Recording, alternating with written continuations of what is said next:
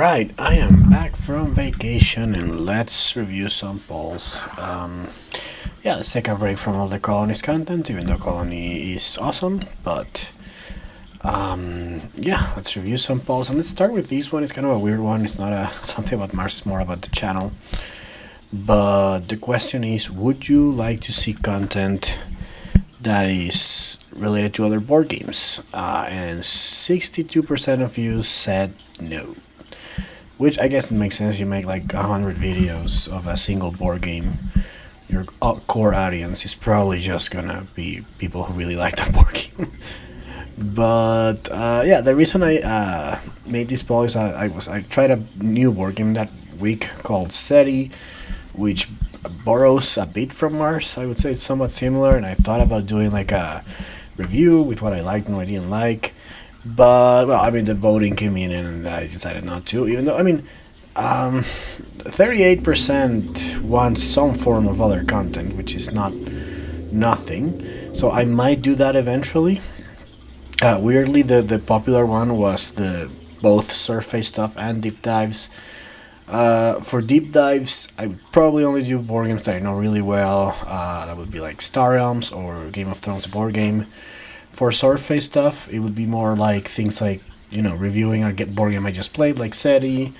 But I don't want to do deep dives into games I don't know that well. And there's a bunch of channels for each. Honestly, like other games like Art Nova and Root, there are channels that do deep dives that have players that play a lot more than me. So I would not go into that. The only thing I play that much is really Mars.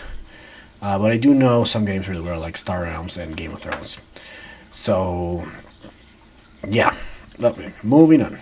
Alright, moving on to the best overall Prelude, excluding stupid Project Eden, because that's just crazy value. And, okay, I was really shocked that Focus Organization didn't win this. I think Focus Organization is insane.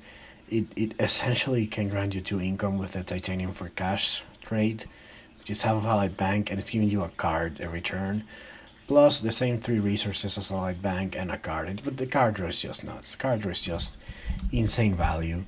So yeah, I think Focus Organization is the best. I think Mars Expert actually commented here. Let's see. There you go. Everybody not saying Focus Organization is trolling. I agree, Mars Expert, and you see this is coming from a YouTuber with like 10 times my subscribers, so there you go. But yeah, the other 2 I included that are the top ones in my ranking are Corridors of Powers and Rise to Power. I honestly, like, how is Rise to Power not better than Allied Bank? Like, I think I talked about this, and like Rise to Power, I mean, it's fairly easy to compare. It's gonna get you 1 TR Gen 1, and a TR is better than, and plus the 3 production. So you have the 4 production, 4 less cash. That's what you got, 4 less cash, and you get an extra victory point because it's a TR, and you probably can get at least one of those delegates to another party that can give you a TR in the future, right? So Rise to Power can easily be 4 production, and it gives you a bit more, plus the influence. The influence can make up the 4 cash easily. So yeah, like, I don't think it's the best one. I think Focus Organization is the best one, but it's definitely like the easiest to compare to Allied Bank, and I don't get why people like Allied Bank more. Allied Bank is awesome. And finally, Corridors of Power. I think that one can be exploited, but it's a bit harder to use. I get that. So I'm okay with that getting 17% of the vote. Just every time you get a leader, you draw a card. Like that with Septem, which usually places on the empty party every turn. I think that's an insane combo too. And it gives you some like TR and 4 cash, which is ridiculous. But anyway, moving on to the next one. Alright. Next one is Worst Missplay, and this is again based on my top 10. And the winner, honestly, I like. It's not what I chose, but I kind of agree. Like it is fairly common, and it's not drawing more than you'll be able to afford. And that's the one I commit the most often.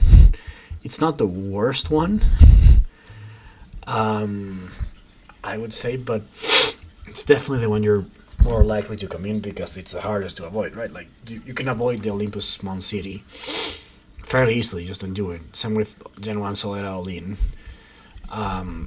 Overpaying for a milestone is a bit harder to determine, so I think that's sort of what people voted on, just like hardest to avoid misplay. And like these two are obviously very easy to avoid. Drawing more than you'll be able to afford, I think that's what separates players like me and the 2000, ELO players, which are just kick my ass every time I play them. So yeah, and it's often like I'm just getting my engine going in the end of the game. So yeah, and then overpaying for a milestone, that does happen too. It's harder to tell even if you did it, because like for the drawing more than you'll be able to afford, when you're left with a bunch of point cards in your hand and you have to choose which ones to play, you drew more than you could afford. Overpaying for a milestone is hard to determine if you did it, but yeah, if your economy doesn't develop as fast as you want, and you realize that you won the milestones to one, but that didn't matter in the end, that maybe it happened. But yeah, I do think this is just a crucial, like, turn one misplay that often people don't recover from.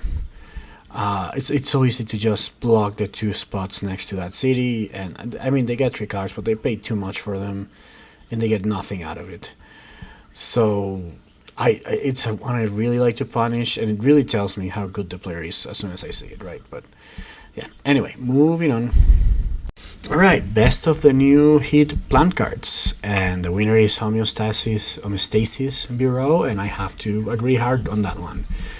You saw my fixed tier list ranking, and I ranked this card right at the top with Moho area, I think, on the top tier, and it's great. It's just an amazing card. It wants 3/4 of the vote, which makes sense. The other cards are all just fine. None of them are really good. I think EHG shipment could be a bit of a, especially on Tarsis with Thermalist. If you can steal Thermalist with this, it's pretty good. Or it could also just grant you like a TR for 3, which is also pretty good end of game. Other than that, yeah, I get why it's the lowest. Martian Lumber Corp, I think a lot of people don't even like that, because people are not going to want to sell plants for money too often. So yeah, and that's requirements. It's a bit of an annoying card. I get why you got 7. Robot Pollinaires, I get why it's a second place. There's like really like this. If this is a like you get end of game, you can get like call it 1 plant per plant type plus 1 more because of that production, and then you just play it end of game. And it can be like a greenhouses, a weaker greenhouses essentially, because greenhouses is cheaper and it has a steel text. But that's a useful card, and this could be a greenery, right? But yeah, this one was really like, I just agree with everyone here that this is the best card. Well, with 3/4 of you, anyway. And finally, let's talk about the biggest change to the meta with the Colonies expansion. Now, 50 votes, which I like, and 96% of you, which is all but 1, all but 2. All but 2 voted for power prod, the value of power production being the biggest change. And the other 2%, the other 4% or 2 votes, voted for Thorgate being good now. Which is basically a version of the other one, because just Thorgate is just because the energy value gets good, Thorgate gets better, right? Thorgate is really good at getting energy. And guaranteeing that you'll have the energy no matter what, right? So, pretty unanimous here, and that's probably true. I'm definitely what I voted for, I think. And I think that's also, yeah, on my top 10, that was the top item. But I want to call attention to the fourth option, which got 0 votes, which is the new best card in the game. And it's not just this one, but there's just a few cards that swing the game so hard. This one is the most, Spaceport Colony, because it has, there's basically 3 abilities that are a bit OP in colonies. Getting an extra trade fleet. Number 2 is the ability to double up on a colony, and that's going to be more dependent on there being a really good colony like Luna or Pluto. And the third one is the +1 we're trading. So Spaceport Colony, Skydocks, Spaceport, those gives you 3 the fleets. Then the ones that let you double up are Research Colony and Spaceport Colony. So Spaceport Colony is in 2 categories, and the one that do +1s are Trading Colony and Trade Envoys. All those cards are extremely swingy in colonies, and Spaceport Colony being 2 of those is the swingiest of all. And sometimes I start the game with this. I feel it feels like AI Central felt sometimes to me, early AI Central in the base game. Like you can't catch up. So I do think that's a little of an underrated effect that it didn't happen with Prelude, it didn't happen with Venus or with Turmoil. Like, the best cards are still the ones in the base game, Earth Catapult, AI Central, Mars University.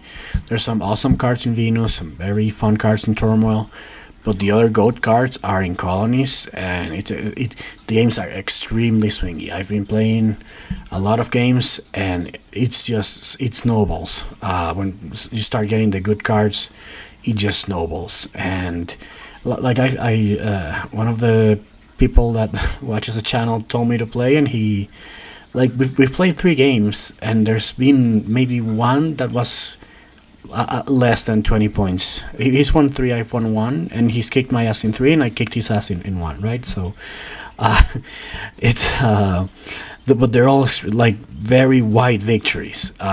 So yeah, very swingy game. And yeah, but anyway, that's all I have for today. Let me know what you think, and I'll see you next time.